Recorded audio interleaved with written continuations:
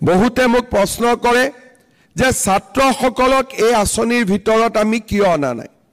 ঘৰত যদি এগৰাকী ভায়েক থাকে আৰু এগৰাকী ভনীয়েক থাকে ভনীয়েকজনীৰ পঢ়াৰ দায়িত্ব চৰকাৰে গ্ৰহণ কৰাৰ লগে লগে ছোৱালীগৰাকীৰ পঢ়াৰ ওপৰত দেউতাকে যিখিনি টকা খৰচ কৰিম বুলি ভাবি থৈছিলে obviously হি সেভিংস হ'ব হি সঞ্চয় হ'ব আৰু সেই সঞ্চয়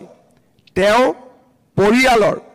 লৰাটোৰ ওপৰত বা পুত্ৰৰ ওপৰত বা ভায়েকৰ ওপৰত ব্যৱহাৰ কৰিব পাৰিব আৰু ইয়াৰ আমি প্ৰভাৱ যোৱা বছৰত দেখিছো